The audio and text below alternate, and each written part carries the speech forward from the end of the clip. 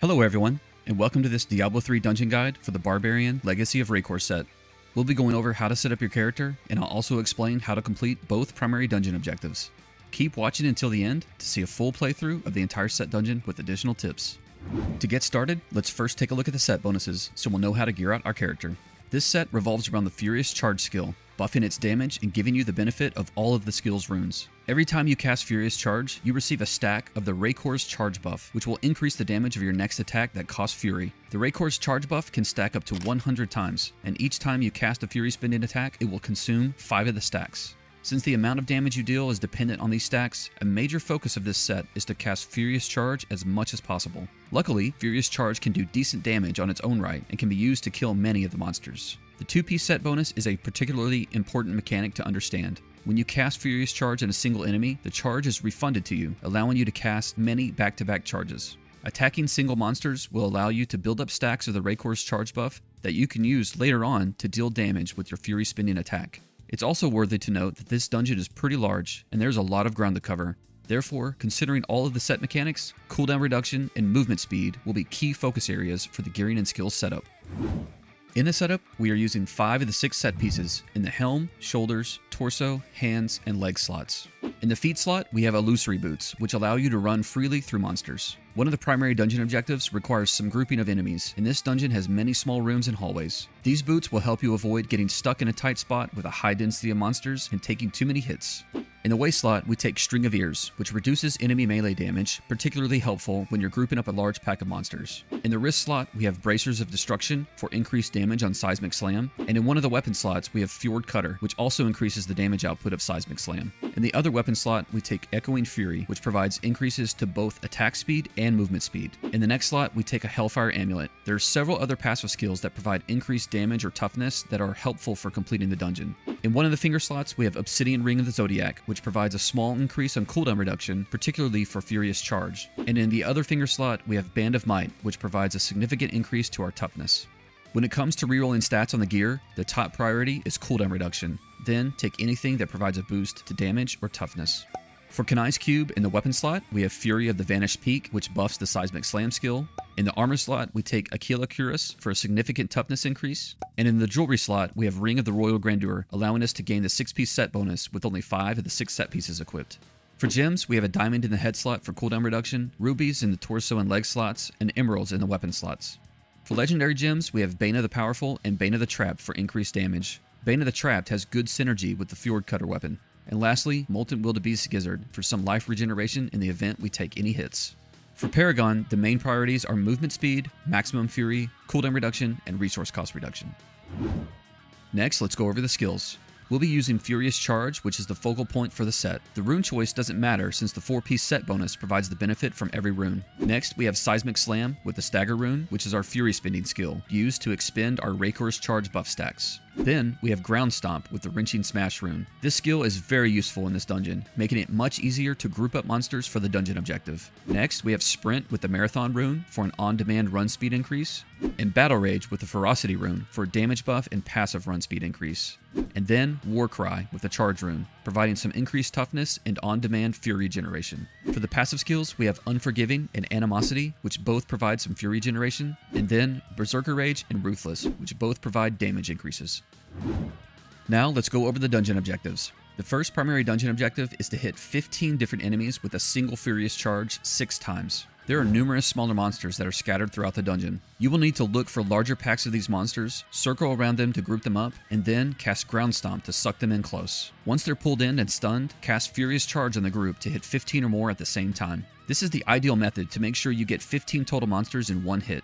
However, the way Furious Charge works, it doesn't just do damage at the final location you charge to. It also damages any enemies in the path it takes to get to that final location. You can leverage this mechanic to sweep through a small room or hallway that contains a high density of monsters, where you might not have enough room to run around and group them up with Ground Stomp. This is particularly helpful if you do not have illusory boots equipped. But again, ideally, you should use Ground Stomp to help get the monsters in a clump, because it can be easy to miss monsters without it. The wording on the second primary dungeon objective is confusing and doesn't sufficiently describe what needs to be done. The actual objective is to hit enemies 15 different times with a Fury Spender while you have at least 5 stacks of the Raekor's Charge buff. You will need to hit different enemies with each of the casts to have it count toward the objective, but you only need to hit one monster for it to count. You'll accomplish this by first building up stacks of the Raekor's charge buff by casting Furious Charge. Once you have 5 or more stacks, cast your Fury Spender skill, Seismic Slam, on at least one enemy. In general, you want to cast Furious Charge as much as possible. This skill can do a decent amount of damage on its own right, and the more you cast it, the more stacks of Raekor's charge buff you will get. However, when using Furious Charge, your mentality should be to either hit a large grouping of enemies so that its cooldown is reduced drastically by the Merciless Assault rune, or hit a single monster at a time so that a charge is refunded to you by the 2-piece set bonus. This will allow you to have an almost endless supply of charges to use. The Raekor's charge buff can stack up to 100 times, and the stacks do not expire, so you can build up a healthy amount of stacks early and save them for later. Early on in the dungeon, when you encounter an elite, you can single it out and cast Furious Charge over and over again to build up buff stacks. It's good to have a reserve of several stacks, especially in the event Furious Charge is on cooldown, so you'll be able to do significant damage with Seismic Slam and kill any enemies that may be blocking your way.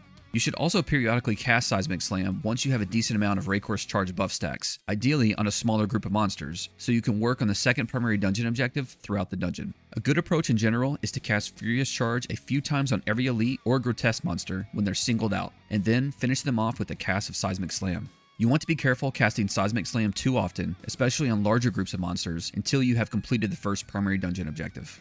You may also have to tweak your damage output to be a little lower to avoid killing off monsters too fast. If you do too much damage, then it will be more difficult to build up stacks for the Raekor's charge buff. If you can get in the habit of casting Seismic Slam periodically throughout the dungeon, then you won't have to worry about focusing on the second primary dungeon objective, and it will just naturally happen. Another note on completing the dungeon, the mastery objective requires killing all the monsters within the time limit. You'll notice when you kill grotesque monsters, there's a short animation where they blow up and leave behind small creatures like corpse worms. These corpse worms do not need to be killed to complete the dungeon, so once you kill a grotesque, don't wait around for them to blow up. Keep moving, otherwise you may not finish the dungeon in time. Where you see corpse worms spawn, don't focus on killing them. Monsters that need to be killed are designated with a skull on your minimap, so glance at it often to discern what enemies you need to kill. Next, let's take a look at the dungeon map. I've broken the map up into 5 segments. The dungeon is fairly linear, with a few spots that will require a bit of backtracking, but the route you take isn't too critical. Just make sure you cover all the side rooms and dead-end sections to clear all the monsters as you go. You don't want to have to try passing through this large dungeon a second time looking for stragglers in a single dungeon attempt. While you can and will encounter packs of 15 or more monsters for the Furious Charge pools anywhere in the dungeon, there are a few locations that you should really look to group up enemies. These spots have lots of room to move around, giving you space to circle around monsters and group them up. It can be tempting to use the Furious Charge skill to move around the map, but don't waste it if you're not hitting an enemy. Instead, use Sprint to run between areas. The only time you will want to use Furious Charge for movement is if you're in danger of taking fatal damage, like from a grotesque explosion, and need to get out of the area quickly. So now that you have this set up and you know how to approach the dungeon, let's head to it. Go to Act 5. In town, head east, past the merchant named Pal the Miner to the Overgrown Ruins portal. From there, head south and follow the main path around. The dungeon entrance is located just to the left of a small bridge with 2 pillars. And next, we'll look at the playthrough. For this run, I went with very bare bones gear to demonstrate techniques. Any additional items or stats that you get, consistent with the recommendations earlier, will give you a much easier time completing the dungeon.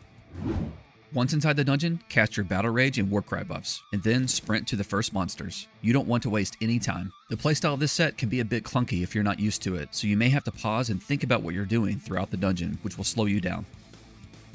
Here's some singled out grotesques. Cast Furious Charge on them multiple times to start building up some Raekor's Charge buff stacks. Here's a grouping of enemies. Get in the middle, cast Ground Stomp, then Furious Charge them. There was another pack of enemies. There wasn't room to run around and group them up, so just cast Furious Charge through the pack and see if it hits 15 of them. In that case, we got group number 2 of 6. We got group number 3 of 6 there.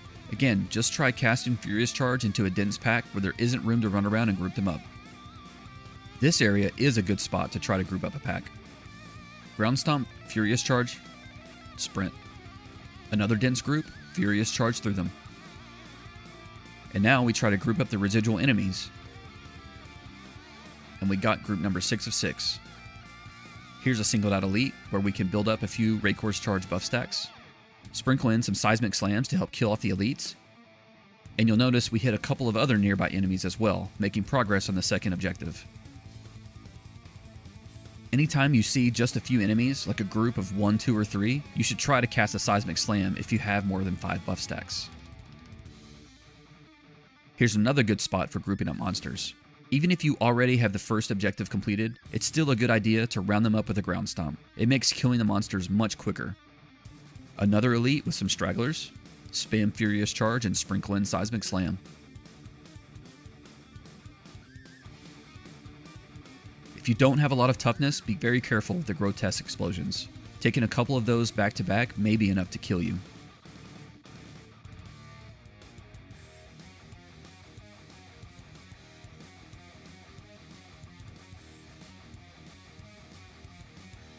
Here's another good spot to try to group up enemies.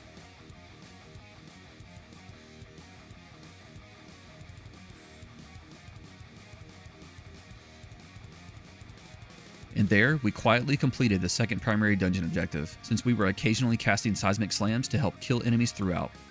You can see several creatures there that were spawned by the grotesques. There's no skulls on the minimap, so don't waste your time with them and keep moving. Make sure you check every corner, uncovering all of your minimap as you go. You don't want to be hunting for stragglers later. Leverage the sprint skill often to help move around faster.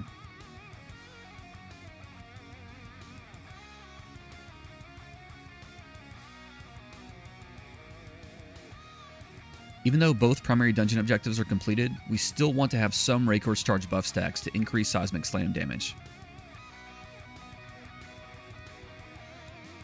Our damage output is really low, so it takes a while to kill the elites. This large room will usually contain a lot of monsters, but we had so many in the beginning, there's not much here now. When you kill a grotesque, don't wait around for it to explode. Take off running and leave the corpse worms behind. Here's another large room that's usually good for grouping up monsters. We still have over 120 enemies to kill, so we're still building up buff stacks to use.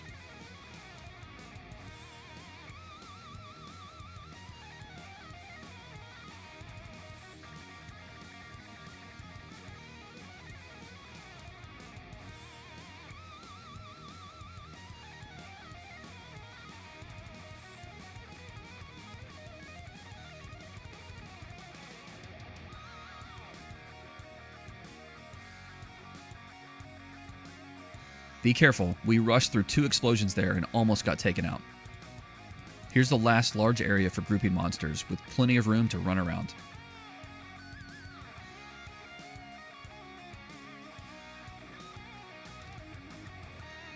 And we're done. Good luck trying to finish this one.